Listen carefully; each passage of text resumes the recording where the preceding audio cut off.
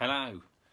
Right, today's chapter is called God Makes a Way, and it's the second part of the story of God's special people who he chose to be a blessing to the world and to bring a rescuer to the world. It's the second part of their story of their escape from being slaves in Egypt. It's on page 92. Moses and God's people escaped out of Egypt and into the wilderness. They didn't know the way, but God knew the way and would show them. I will bring you to a new home, a special land, God told them. I will look after you. I am with you.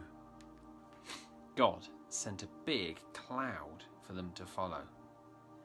Pillar of smoke stretching high into the sky.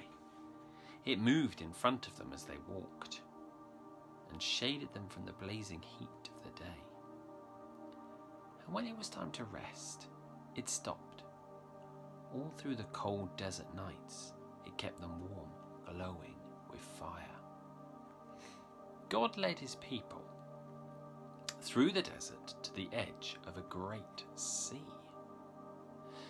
They were just wondering how to cross it when suddenly they heard a terrible thundering and pounding.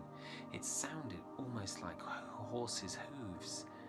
They shaded their eyes to look back and screamed.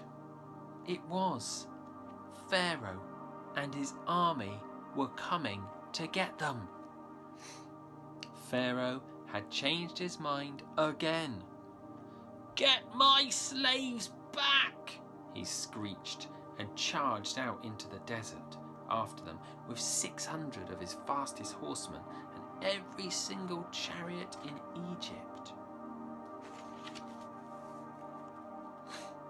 What were God's people going to do?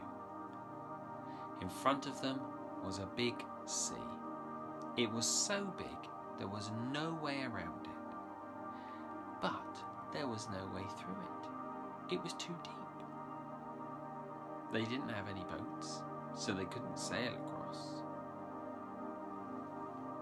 And they couldn't swim across because it was too far and they would drown. And they couldn't turn back because Pharaoh was chasing them.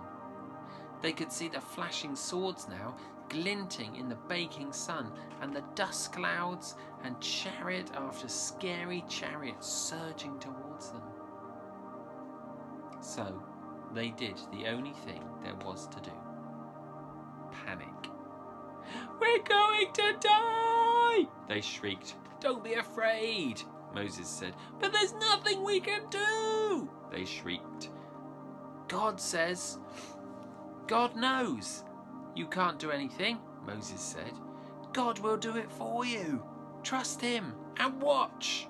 "But there's no way out," they cried. "God will make a way," Moses said. Another minute and it would have been over. But the strangest thing happened. God made the pillar of smoke move. It moved behind his people and hid them from the Egyptians. Then God sent a strong east wind to blow all night long.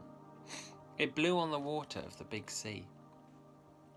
It blew it to the left.